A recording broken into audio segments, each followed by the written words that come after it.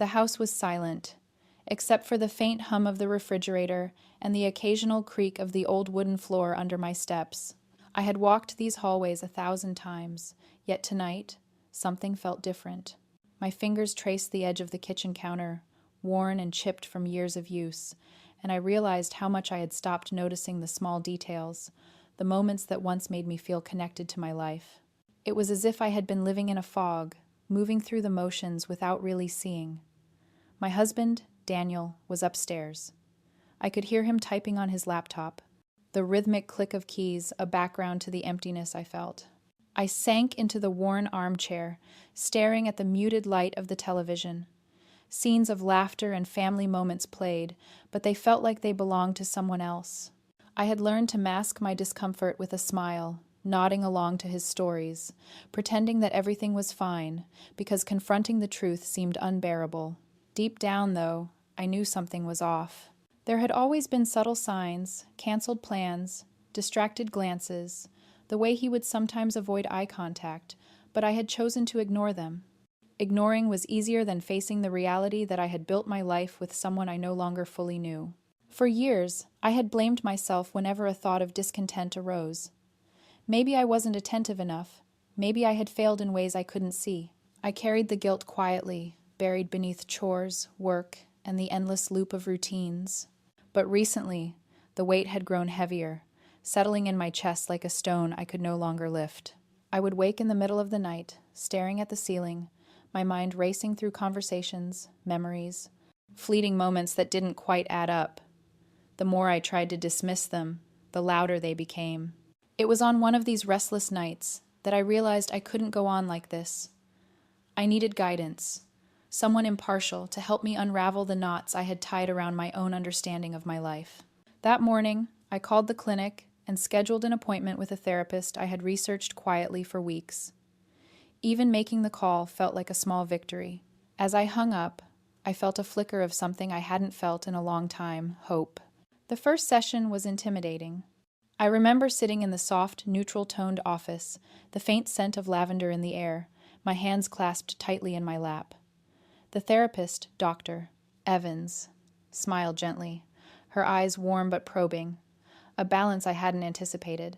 She didn't rush me, didn't push me, yet I felt an invisible thread pulling me toward truths I had resisted for years. I tried to speak cautiously at first, skimming over the surface of my life, giving the version I had rehearsed in my head for years. But Dr. Evans had a way of listening that made it impossible to stay superficial. Her questions were soft yet deliberate, each one peeling back a layer I didn't realize I had been hiding even from myself. "You seem to carry a lot of unspoken tension," she said quietly, her voice steady but curious. "Can you tell me when you first noticed it?" I hesitated. The truth didn't come all at once. It came in fragments, shadows of moments I had shoved aside. A glance he had given a coworker, a laughter that didn't include me, a message on his phone that he hurriedly deleted when I walked by. Each detail alone might have been dismissible, but together, they formed a pattern I had been too afraid to recognize.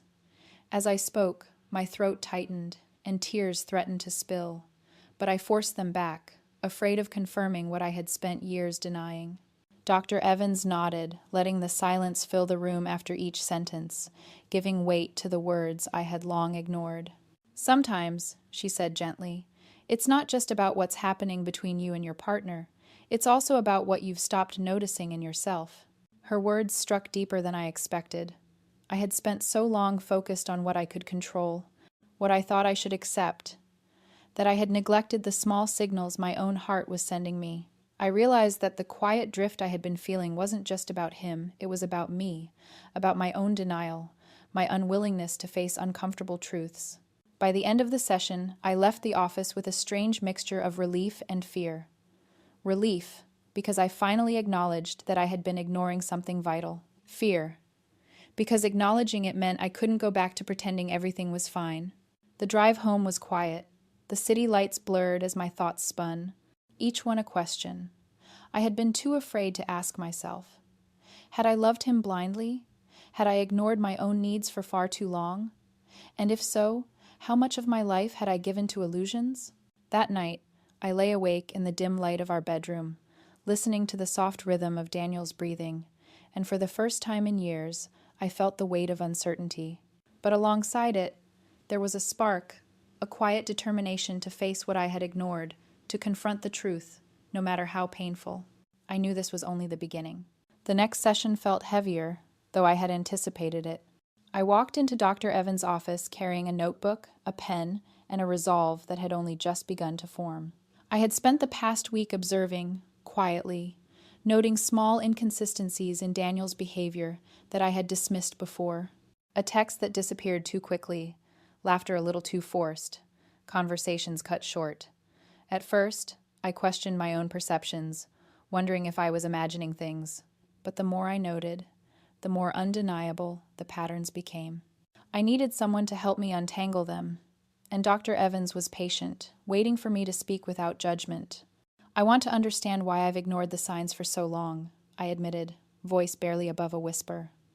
"Why did I choose to believe everything was fine when part of me knew it wasn't?" She tilted her head, her gaze steady. "Sometimes we ignore discomfort because the alternative is too painful. We tell ourselves stories to protect the life we thought we had, but stories can only hold for so long before reality begins to show through." Her words resonated in a way that was almost painful. I realized that for years I had wrapped myself in comforting illusions. I had focused on the moments that fit the story I wanted, our vacations, dinners, quiet nights, while discarding the unease that lingered in between.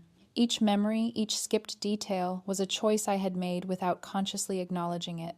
Dr. Evans asked me to describe a typical day with Daniel. I hesitated, realizing how mechanical our life had become. Breakfasts were silent except for the clink of utensils. Conversations were brief, surface level, and full of rehearsed responses. Evenings were spent side by side but emotionally distant, each of us absorbed in screens or work. There were no arguments, no excitement, but also no intimacy. That quiet drift I had felt wasn't accidental. It was a symptom of something deeper, something I had buried to avoid confronting the truth. She asked me about my feelings during these moments of distance. I paused, struggling to articulate what I had suppressed for years. I felt invisible, I admitted, finally, as if my thoughts, my needs, my presence didn't really matter. Dr. Evans nodded, scribbling something in her notebook. "That feeling is significant. When someone begins to feel invisible in a relationship, it can indicate emotional disconnect, sometimes caused by infidelity, but also sometimes by neglect or miscommunication. We need to explore the moments that contributed to this invisibility." I remembered the nights I had lain awake, the subtle signs I had brushed aside. A perfume scent on his jacket I didn't recognize.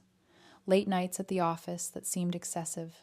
Conversations that ended abruptly with excuses that felt rehearsed. I realized I had been compiling the pieces of a puzzle I wasn't ready to see fully. Each memory, when examined honestly, carried a weight I could no longer deny. Dr. Evans asked me to write them down, not just as recollections, but as feelings attached to each event. I spent hours detailing every small sign, every missed moment, and the emotions they stirred: hurt, confusion, longing, and, most piercing, betrayal. Writing it down made it real. I couldn't hide behind denial anymore. The puzzle was incomplete, but I could feel the image emerging, one piece at a time. After the session, I left with a sense of both dread and clarity. For the first time in years, I understood that ignoring the signs had only prolonged my pain. I was beginning to see the magnitude of what I had overlooked, and it frightened me. But with that fear came a sense of empowerment. I was finally acknowledging the truth. That evening, Daniel asked if I wanted to watch a movie together. I agreed, but I noticed my own detachment. I wasn't looking for excuses or reasons to stay, nor was I blindly committing to comfort. I was observing, seeing everything clearly for the first time. Every laugh, every smile, every glance carried a weight I could no longer ignore. In that quiet observation, a question began to form, one I had avoided asking myself for years. Had I loved him blindly, or had I simply loved the idea of what I thought we had? And if the reality was different, could I reconcile it? Or was this the beginning of something I couldn't undo? Dr. Evans had given me more than questions, she had given me perspective. And with perspective came awareness. I realized that the next steps would be difficult. I would have to confront what I had ignored, face Daniel with the truths I had discovered, and finally decide whether our life was worth salvaging or whether it was a story I had outgrown. As I lay in bed that night, staring at the ceiling, I asked myself the only question that mattered. If you were in my place, what would you do? Would you stay and hope for change, or would you act on the truths you've discovered? Tell me your thoughts in the comments. I love reading them. The days following that session were a strange mix of relief and anxiety. I felt lighter for having acknowledged the signs I had long ignored, but the weight of impending confrontation pressed on me like a storm cloud. Each moment with Daniel became a careful observation, my mind cataloging behaviors I had previously dismissed. I watched him laugh, noting the ease in his movements, yet I could see the small hesitations in his eyes when our gazes met. Every detail mattered now. I began noticing patterns more clearly, the timing of calls, the quick glances at his phone, the way his conversations sometimes ended abruptly.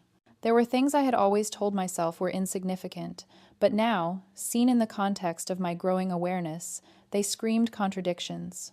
I realized that denial had been my shield, a way to protect myself from truths too painful to face. During our next session, I told Dr. Evans that I wanted to confront Daniel, but fear gripped me. I'm afraid of what I'll find, I admitted, and I'm afraid of what I might do with that knowledge. If I confront him and he admits something, I don't know if I can forgive it, but if I don't confront him, I feel like I'm betraying myself. She leaned forward, her voice calm yet firm. The fear you feel is natural, but confronting reality is the only way to reclaim your agency. Avoidance gives others power over your life. Facing the truth, even if painful, is the first step toward freedom. Her words resonated, echoing in the corners of my mind. I realized that this confrontation wasn't just about Daniel, it was about me, about reclaiming a part of myself I had lost to denial and silence. I had been so focused on preserving our life that I had silenced my own needs, my intuition, my very identity. That evening, I prepared myself mentally. I rehearsed what I would say, how I would keep my voice steady, how I would observe without accusation. It wasn't about attacking Daniel, it was about laying bare the truth and giving both of us a chance to respond honestly. When I spoke to him, I began carefully, choosing words that reflected my observations rather than my judgments. Daniel, there are things I've noticed, patterns that don't make sense to me. I've tried to ignore them, but I can't anymore. I need honesty. He froze, and I saw the flicker of something defensiveness, fear, maybe even guilt. He asked for examples, and I gave them calmly, detailing moments that had unsettled me. Late nights at work, unexplained absences, inconsistencies in his stories. I spoke clearly, holding back the emotions that threatened to overwhelm me. Daniel's reaction was a mix of surprise and defensiveness. He tried to explain away the inconsistencies, to frame them as misunderstandings or coincidences. But there was a tension in the room, a subtle shift that confirmed my instincts. Something was off, and I knew it. I was no longer willing to accept surface-level explanations. After he left the room for a moment, I reflected on the courage it had taken just to speak my truth. For years, I had silenced my intuition, my doubts, and my observations. Speaking them aloud was liberating, terrifying, and empowering all at once. I realized that the confrontation, though incomplete, had already begun to shift the balance of power. Dr. Evans later asked me how it felt to finally voice my concerns. Terrifying, I admitted, but also clarifying. I can't unsee what I've noticed anymore, and I can't ignore it. I have to face it, whether the outcome is what I want or not. She nodded. This is the point where many people falter. They return to denial because the truth is uncomfortable. But you are moving forward, and that is what matters. You are reclaiming your life, one truth at a time. That night, I reflected on everything. I realized that the confrontation wasn't about accusing Daniel. It was about acknowledging my own awareness, my intuition, and my needs. The power of truth lies not in exposing someone else, but in claiming your own clarity. The days following our initial confrontation were restless and tense. Every call, every text, every movement Daniel made felt charged with meaning. I found myself caught between hope and dread, clinging to the possibility that there might be a simple explanation while bracing for the confirmation of my worst fears. I realized how much of my life had been lived in a fog of denial, how many moments I had excused and rationalized. Dr. Evans encouraged me to journal my observations, to track not just what Daniel did, but how it made me feel. She reminded me that clarity comes from patterns, not isolated incidents, so I began keeping a meticulous record: missed appointments, suspicious behavior, changes in mood. Each entry was a small victory in reclaiming my awareness. One evening, as I flipped through my notes, I noticed a string of inconsistencies too glaring to ignore. Calls at odd hours, the faint scent of perfume that wasn't mine, and messages deleted before I could read them. I felt a hollow ache as the realization sank in. The truth I had avoided for so long was now undeniable. I confronted Daniel again, this time armed with my journal.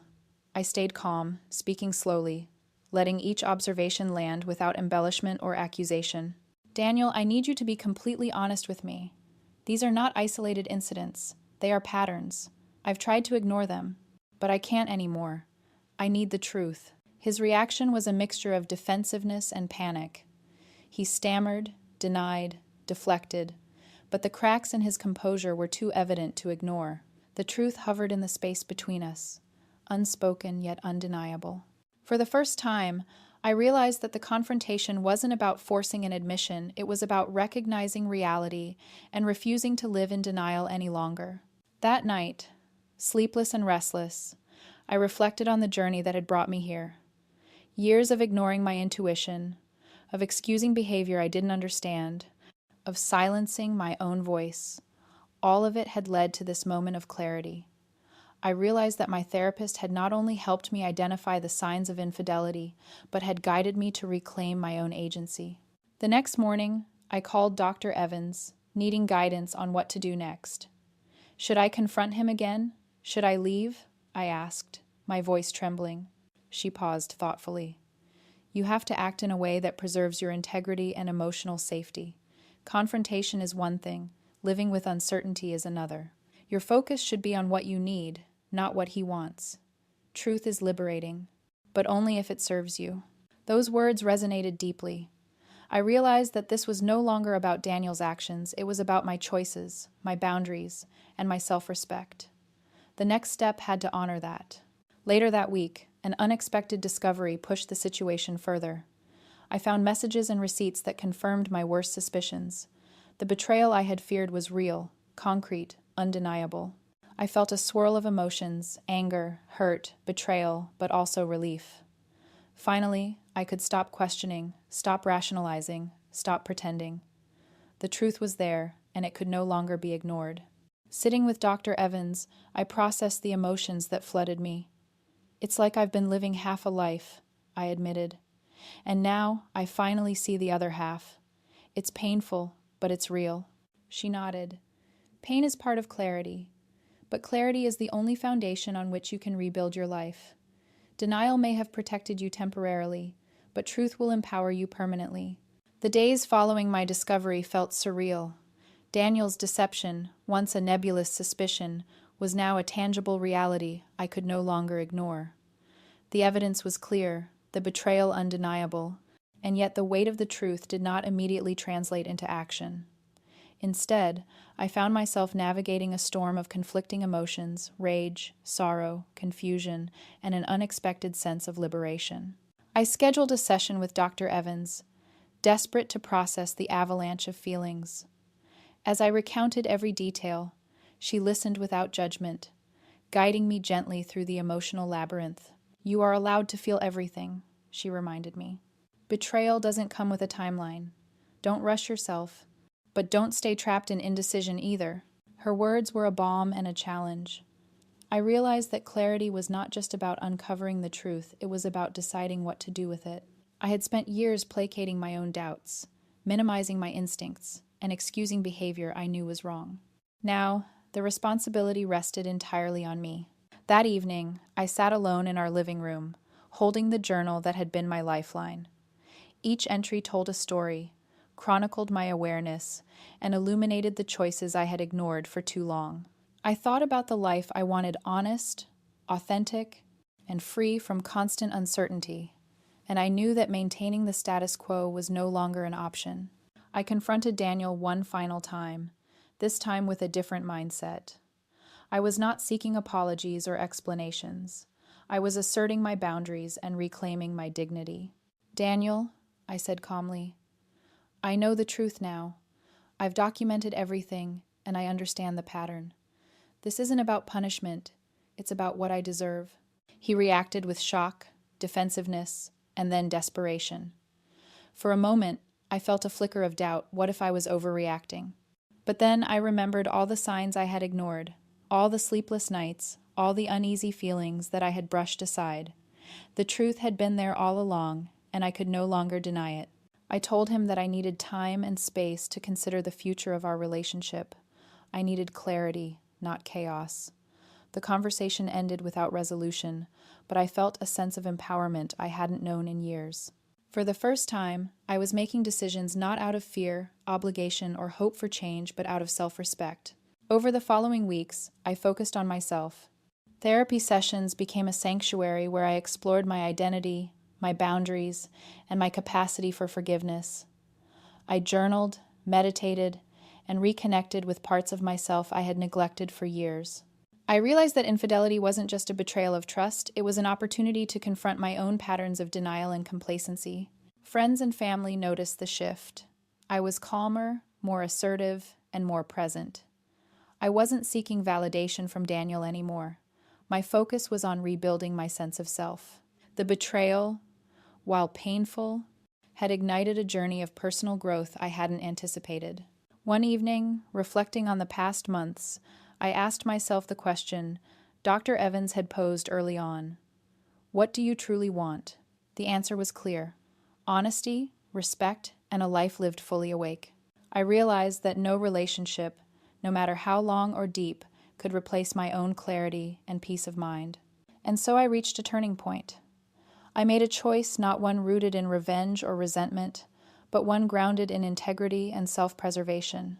It was a choice to prioritize my well-being over denial, my truth over comfort, and my future over the illusion of stability. The weeks that followed my turning point were a mixture of relief and uncertainty. Daniel had moved out temporarily, giving me the space I desperately needed, and for the first time in years, our home felt like my own again. Each room, once heavy with tension and unspoken lies, now resonated with quiet possibility. I began to see my surroundings not as symbols of betrayal, but as reflections of my own resilience. Therapy continued to be my anchor. Dr. Evans encouraged me to explore every facet of my feelings: the anger, the grief, the lingering attachment, and even the subtle guilt that came from hoping he might change. Acknowledging every emotion is part of healing, she reminded me. You don't have to act on all of them, but you must recognize them to release them. I started writing more intentionally, chronicling not only the betrayal, but also the steps I was taking to reclaim my identity. Journaling became a tool for reflection, clarity, and even celebration. I documented the small victories, standing firm in conversations, setting boundaries, and resisting the urge to justify his behavior. Each entry strengthened my sense of self, reminding me that empowerment was not an abstract concept, but a tangible practice. Friends and family became integral to my recovery. Their support was not merely comforting, it was validating. Hearing their perspectives helped me see patterns I had missed, and their encouragement reinforced that I was making choices aligned with my values. I realized that healing wasn't a solitary journey. It thrived in connection, honesty, and accountability. One evening, I reflected on the months of pain and transformation. I recognized that the betrayal, as devastating as it had been, had catalyzed growth I might never have achieved otherwise. It had forced me to confront my own blind spots, question my assumptions, and reclaim the life I had allowed to be defined by someone else's actions. I had learned that ignoring discomfort for the sake of peace is not courage. It is a surrender of self-respect. When Daniel reached out, seeking reconciliation, I listened not to justify or judge, but to understand my own readiness. I realized that forgiveness was possible, but reconciliation was not mandatory. I could release resentment without re-entering the cycle of betrayal. Choosing whether to continue the relationship would not hinge on pity, guilt, or nostalgia.